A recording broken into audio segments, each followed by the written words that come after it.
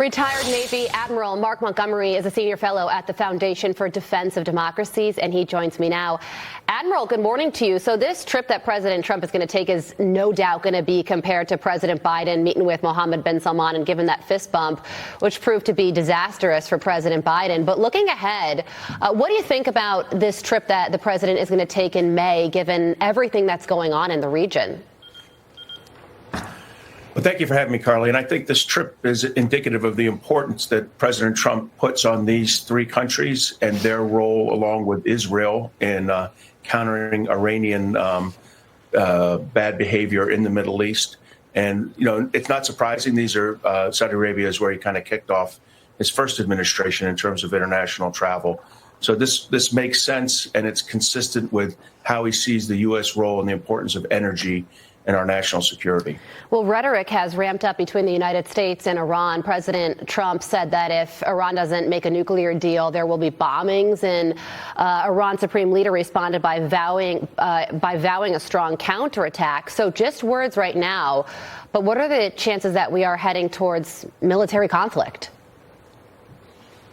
You know, I think it's high both over the issue of Iran's failure to give up its nuclear aspirations, but also over Iran's support for proxy groups in the Middle East, like the Houthis in Yemen. In fact, if we ever want to stop all the Houthi attacks on shipping and on our naval ships in the Red Sea, I think we're eventually going to have to hold the true antagonist there, Iran, accountable with attacks on Iran's ports and missile production facilities. Yeah, and the president just sent this warning to the Houthis, saying the choice for the Houthis is clear. Stop shooting at U.S. ships, and we will stop shooting at you. Otherwise, we have only just begun, and the real pain is yet to come for both the Houthis and their sponsors, Iran, to your point. But I also want to talk about the war in Ukraine. President Trump made a big statement over the weekend saying that he's ticked off with Vladimir Putin and threatened secondary sanctions if they don't come to the table. But when it comes to Putin's latest moves, he just ordered 160,000 Russian citizens to be called up to military service for a potential spring offensive. So it doesn't seem like Putin is interested in peace right now. So where does all this go? You know, this is indicative of what happened. Putin, you know, since his initial aggression against Ukraine in February of 2022, has been practicing all-out war against Ukraine. The president did a good job of bringing Ukraine to the negotiating table with a maximum pressure campaign. Ukraine has agreed not just to critical minerals deal with us, but also to a ceasefire along, you know, a border they probably would not normally agree to.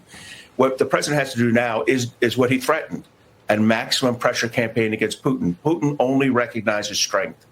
These kind of secondary tariffs at 25% will stop two countries, principally, from buying Russian oil and natural gas. That's China and India. Both of them have been profiteering off this war, and these kind of secondary sanctions will punish them, but also limit Russia's resources that they get from the sale of fossil fuels. So this is how you pressure Putin and bring him to the table so that you can reach a fair and equitable ceasefire agreement. So there's that. But then on the other hand, the United States and Russia are reportedly working on a rare earths mineral deal of their own. So is it a good idea to partner with Russia on that front? You know, I think that's a Russian offer right now that they're just trying to entice and distract the president from that idea of a maximum pressure campaign. I think the deal he got with Ukraine is more than enough for us at this point, and where we ought to put our opportunity. That way we both bring Russia to the table, we bring Ukraine to the table, and then long term the United States gets to explore and mine the minerals we need for our national security. I think Ukraine's the right partner here, not Russia. Yeah, well, there are a lot of moving pieces when it comes to both Europe and the Middle East, so we thank you so much for following it all for us. Admiral Mark Montgomery, thank you for joining us.